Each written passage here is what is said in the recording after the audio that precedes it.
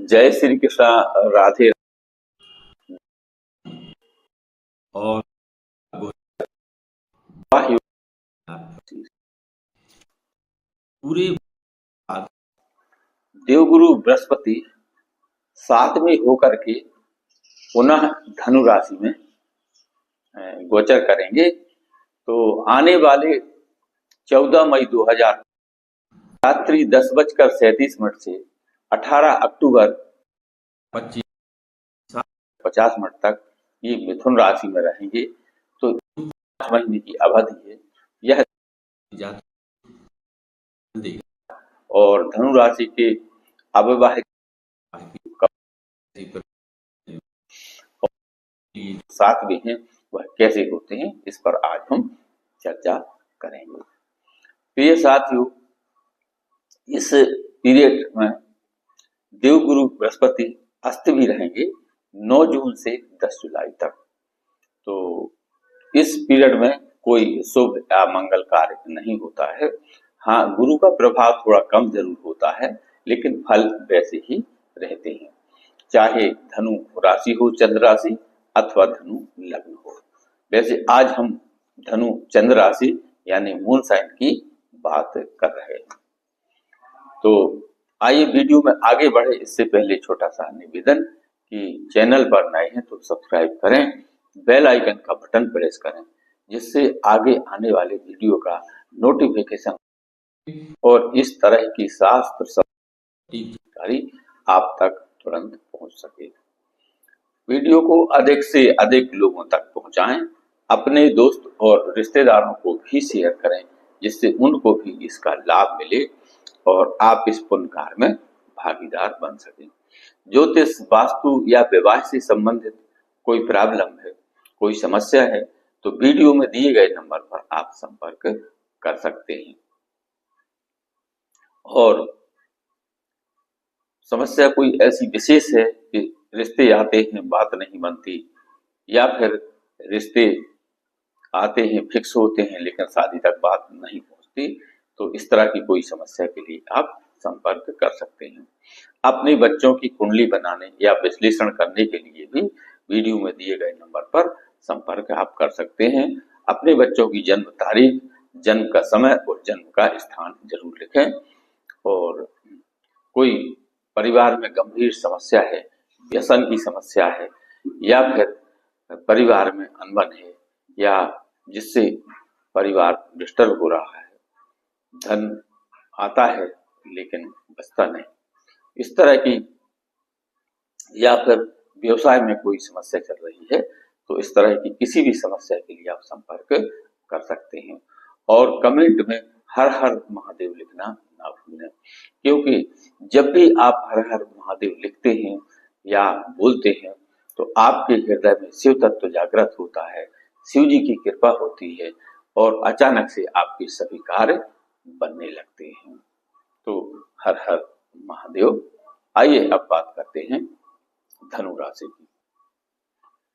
प्रिय साथियों, जब धनु राशि के जातकों का गुरु यह 7वां रहता है तो यह गुरु बहुत ही शुभ माना जाता है। पूरे 12 वर्षों के पश्चात यह स्थिति बन रही है कि धनु राशि में गुरु 7 में रहेंगे। इससे पूर्व यह जो संयोग है यह पूरे 12 वर्ष पहले बन रहा था, क्योंकि गुरु प्रत्येक राशि में 1 वर्ष तक रहते हैं, तो 12 राशि के हिसाब से पुनः यह रिपीटेशन यानी दोबारा जो संयोग बनता है यह 12 वर्ष के बाद ही बनता है। तो 5 महीने का जो यह समय है कैसा होगा, आज हम इस पर जानेंगे। 12 वर्षों के पश्चात यह संयोग बन रहा है।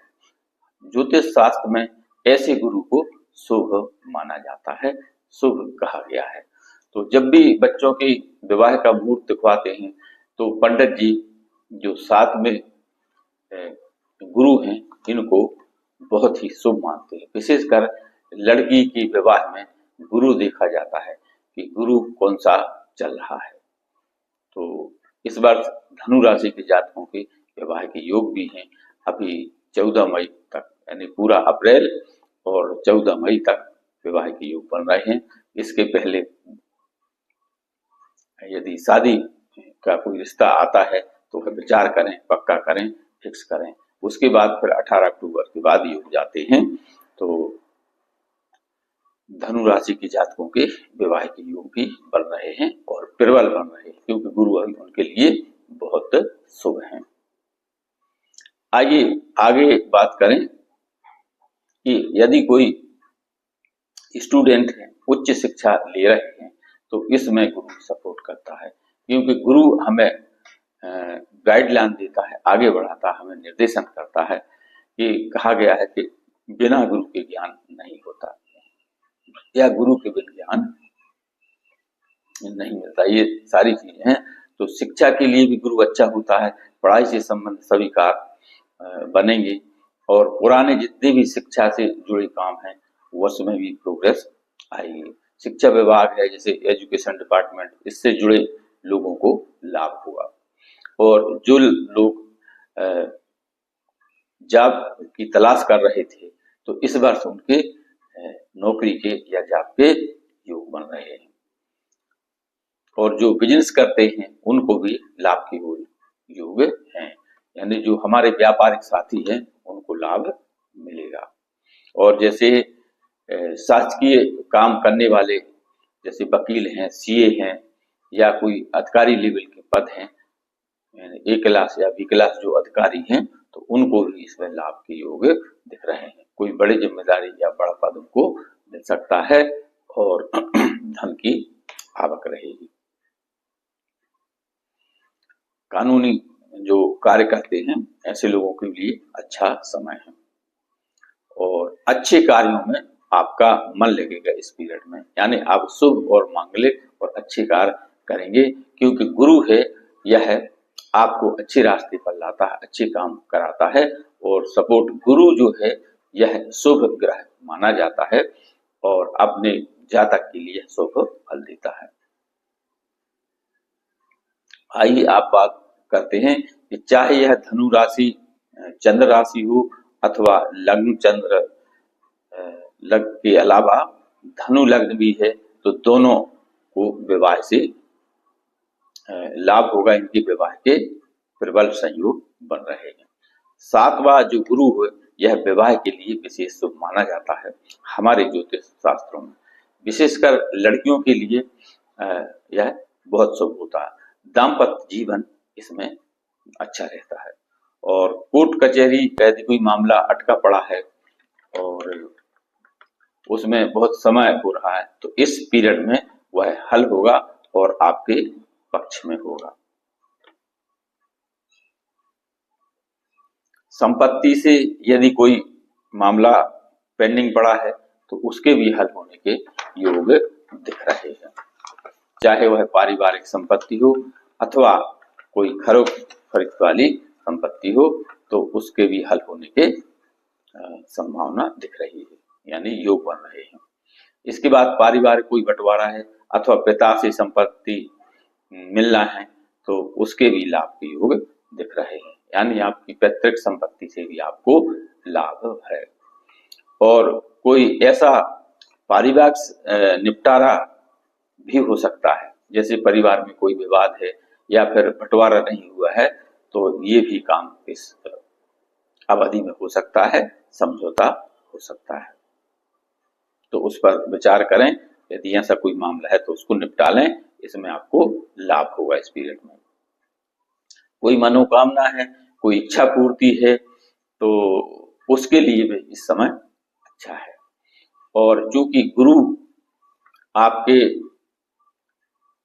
साथ में ही, तो गुरु धार्मिकता की तरफ थोड़ा सा रुझान बढ़ाएंगे, यानी आपके धार्मिक कार्यों में मन लगेगा, उनमें रुचि रहेगी। तो ये लाभ दिख रहे हैं आपको। कोई कंसल्टेंट हैं, वकील हैं या शासकीय पद पर है, तो उसके भी लाभ के योग आपको दिख रहे हैं। तो साथियों, ये धनु राशि के लिए पूरे 12 वर्षों के बाद जो गुरु साथ में हो रहे हैं, तो इस तरह से सभी तरह से इनको लाभ है। स्टूडेंट हैं तो उच्च शिक्षा प्राप्त करेंगे, नौकरी पेशा लोग हैं तो उनको नौकरी में कोई बड़ी जिम्मेदारी या बड़ा पद मिलेगा। इसके बाद यदि जो बेरोजगार हैं तो उनकी नई नौकरी लग सकती है। तो ये भी इनके योग दिख रहे हैं धनु राशि वालों के लिए। और विवाह तो होगा ही, विवाह के तो प्रबल योग हैं कि रिश्ता भी आएगा इस पीरियड में, शादी फिक्स होगी और शादी होकर रहेगी।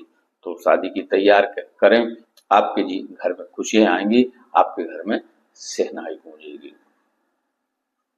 तो साथियों, आइए अब थोड़ा उपाय की बात कर लेते हैं कि गुरु की कृपा होने के पश्चात भी यदि कोई दिक्कत परेशानी है जिन जातकों को, तो उस उपाय के लिए क्या कर सकते हैं। तो पहला उपाय है कि मंगलवार के दिन हनुमान चालीसा का पाठ करें। दूसरा है गुड़ का दान करें अथवा चांदी की अंगूठी पहने। तीसरा है शिवलिंग पर जल चढ़ाएं या ओम क्लीम कृष्णाय नमः मंत्र का भी जाप कर सकते हैं। ओम क्लीम कृष्णाय नमः इस मंत्र का भी आप जाप कर सकते हैं, क्योंकि भगवान कृष्ण का मात्र नाम लेने से ही मनुष्य का कल्याण हो जाता है। तो जय श्री कृष्णा, राधे राधे।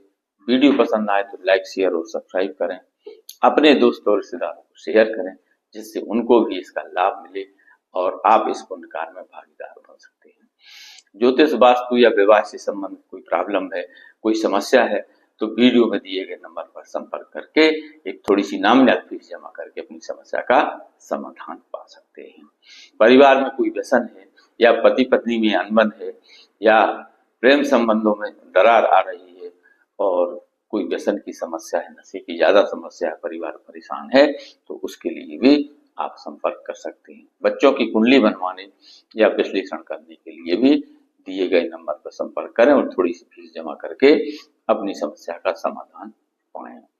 और कमेंट में हर हर महादेव लिखना ना भूलें, क्योंकि जब भी आप हर हर महादेव लिखते हैं या बोलते हैं तो आपके हृदय में शिव तत्व जागृत होता है, शिव जी की कृपा होती है, जीवन में शुभता आती है और अचानक से सभी कार्य बनने लगते हैं। तो हर हर महादेव, जय श्री कृष्णा, राधे राधे, धन्यवाद।